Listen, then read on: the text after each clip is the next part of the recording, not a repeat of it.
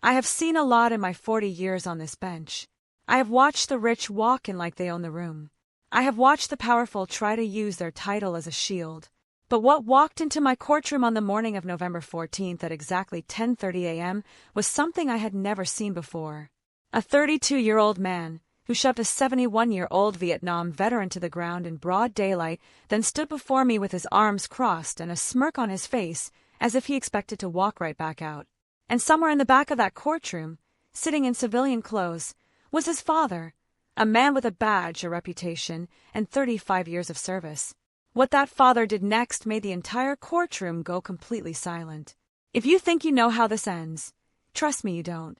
Hit that subscribe button right now, because this story is going to change the way you think about power, privilege, and what real love actually looks like.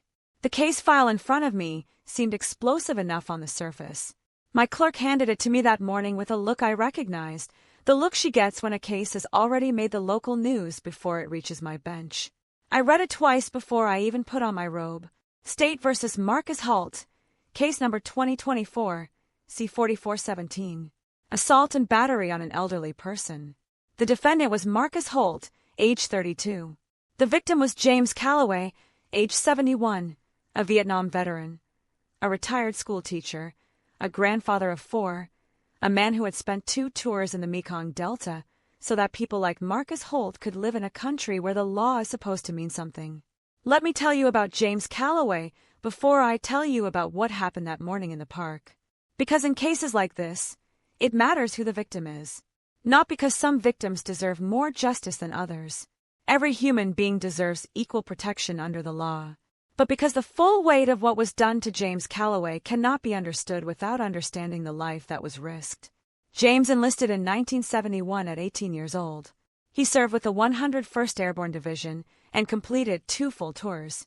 He came home with a Purple Heart and a limp in his left leg that never went away.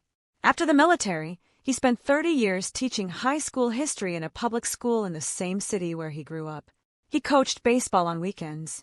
He volunteered at the Veterans Support Center on Tuesdays. He walked his dog, an old golden retriever named Sergeant, through Riverside Park every single morning. That was his routine, his peace, his corner of the world. On November 11th, Veterans Day, Marcus Holt was driving his black Mercedes through the park road at over 50 miles per hour in a 15-mile-per-hour zone.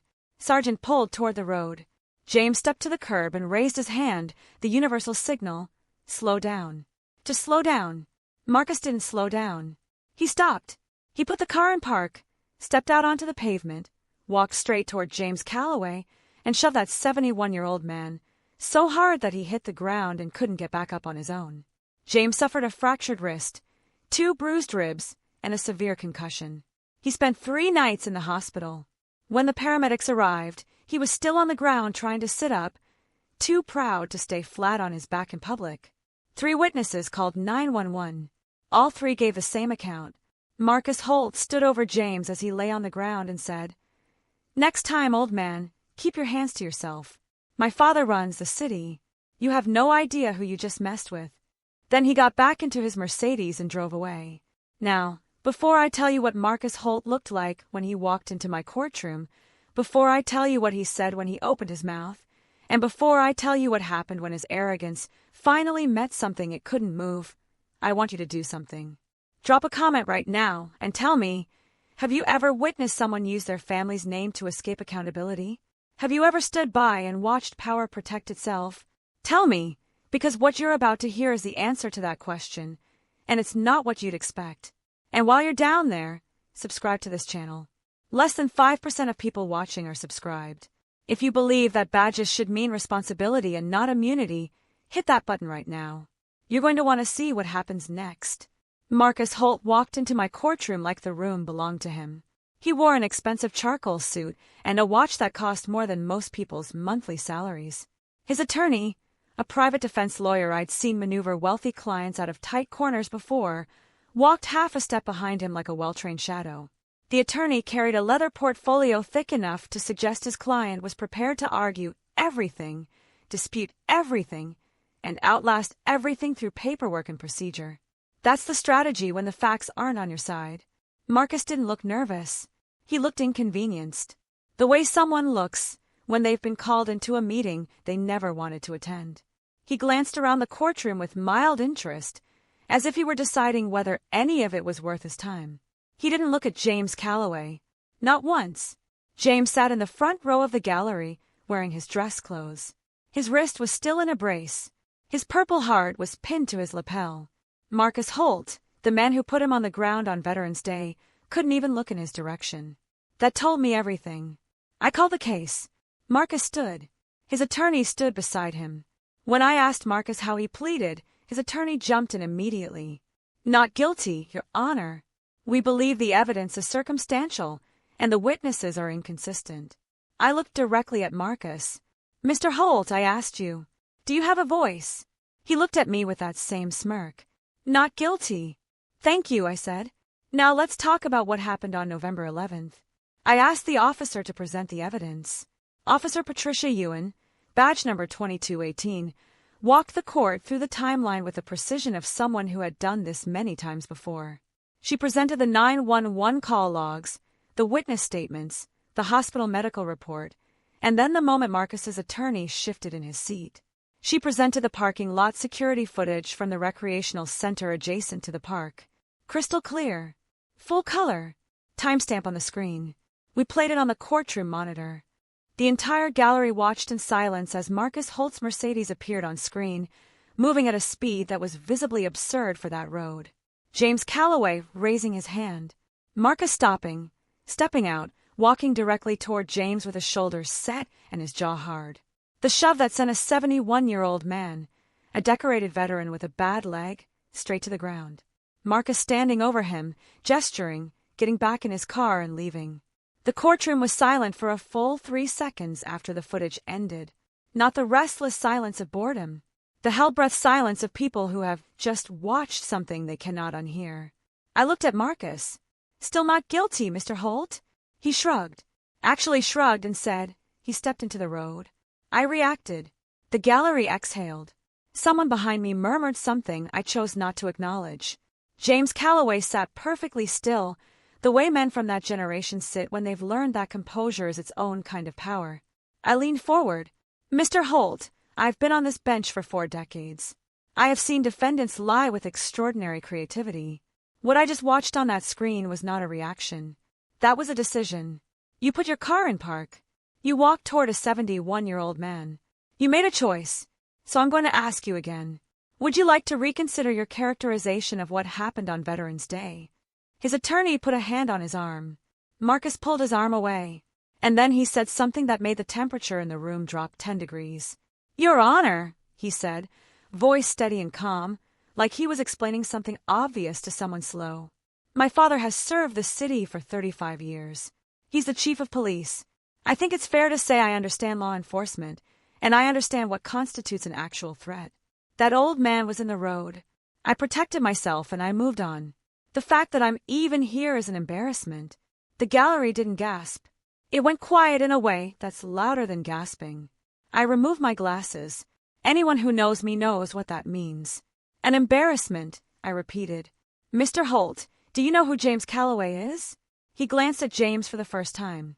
A single dismissive look. No. I stood up from the bench. I walked down to the front. James Calloway, I said. Would you please stand? He stood slowly, with the care of a man who had learned not to trust his joints. He stood straight. He looked at me and waited. Mr. Calloway, I said, would you please tell the court who you are? James Calloway cleared his throat. His voice was quiet, but it carried. My name is James Calloway. I served in the United States Army, 101st Airborne Division, from 1971 to 1973. 2 tours in Vietnam. Purple Heart. I taught history at Jefferson High for 30 years. I have 4 grandchildren. I walk my dog in that park every morning because it's the only hour I have to myself since my wife passed 2 years ago. He paused. And on Veterans Day, I asked a man to slow down near the road because I didn't want my dog to get hit.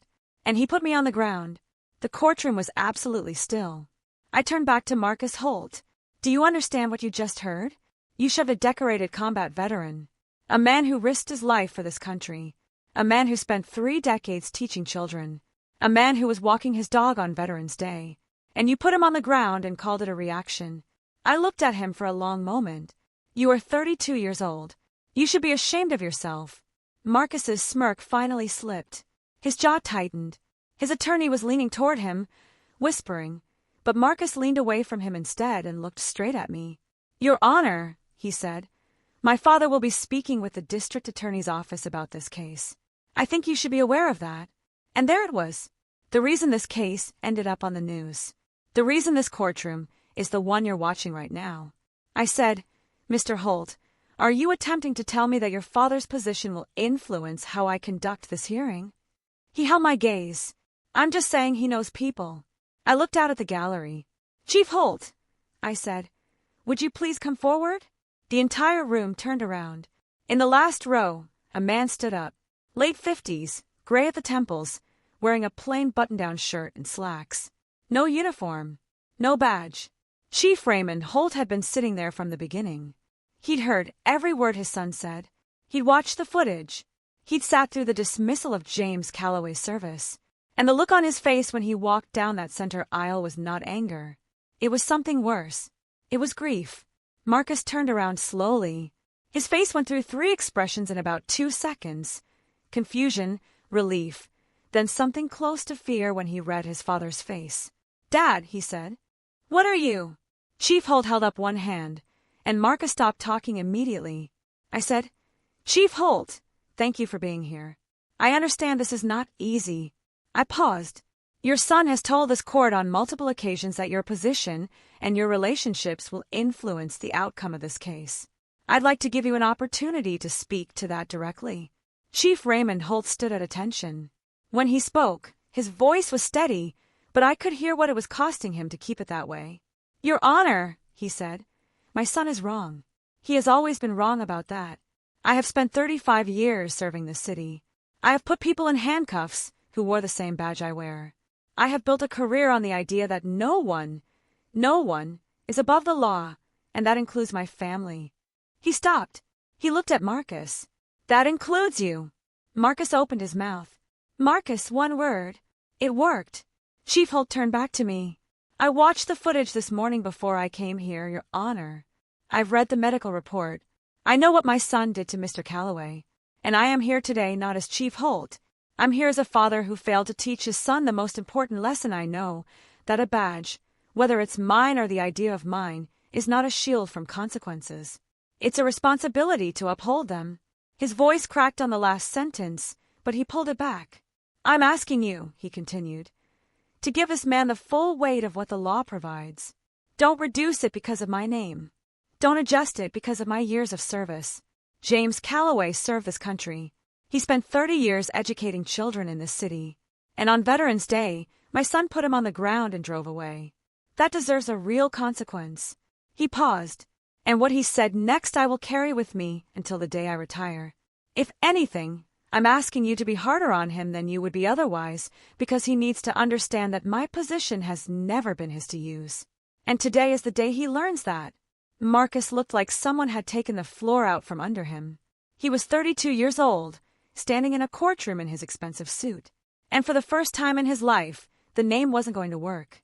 He turned to his father. His voice was very small. Dad! Chief Holt looked at his son. Marcus, be quiet. Listen. I've been on this bench a long time. I have seen 1,000 shades of human nature. But a father standing in open court and asking me to hold his own son fully accountable, that is something I had never seen before. I have seen fathers beg me to go easy. I have seen fathers who shook their heads and walked out of the room. I have seen fathers who didn't come at all. But I had never seen a father walk to the front of a courtroom, look at the damage his son had done and say, give him everything the law allows, and I want you to understand what it takes to do that. That man loved his son. You could see it in the way his voice cracked on certain words. You could see it in the way he looked at Marcus when Marcus stopped talking. But he loved justice more. He loved James Calloway's right to walk his dog in the park without being put on the ground more. He loved the 35 years he had spent building something honest more than he loved the 10 seconds it would take to let his name do the dirty work. That is what integrity actually costs. I looked at James Calloway, still sitting quietly in the front row. Mr. Calloway, I said, do do you want to address the court? He stood again. He put his good hand on the rail.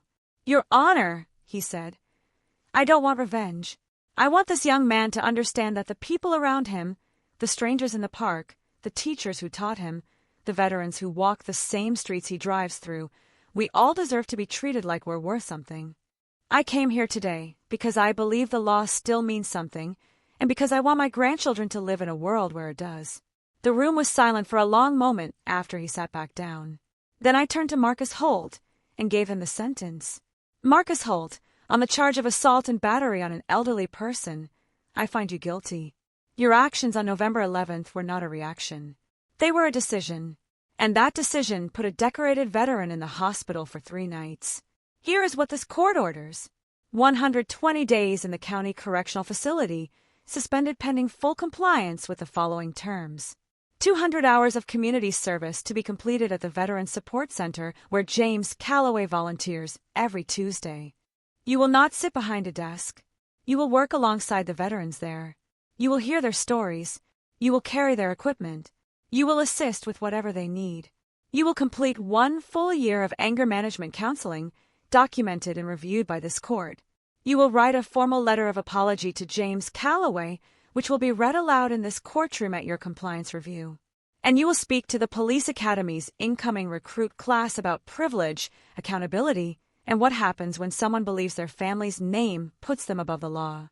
Your father will arrange it. Marcus stared at the floor. I leaned forward one more time. Mr. Holt, I want you to look at me. He looked up. You came into this courtroom this morning thinking a name was going to save you. Your father just proved that names don't save anyone. Service does. Character does. The choices you make when no one's watching, or when everyone's watching, and you do the right thing anyway. Look at your father. That is the kind of man a name is supposed to stand for. Start working on becoming that. As the bailiff moved to process the paperwork, Chief Holt walked across the room to James Calloway. He extended his hand. James looked at it for a moment, just a moment, then shook it. The chief said something I couldn't fully hear from the bench. But James nodded slowly, and I saw just the beginning of something that might someday become forgiveness. Not for Marcus, for the situation, for the fact that a good man had to spend Veterans Day on the ground because someone never learned that a name is not a license. Marcus watched his father from across the room.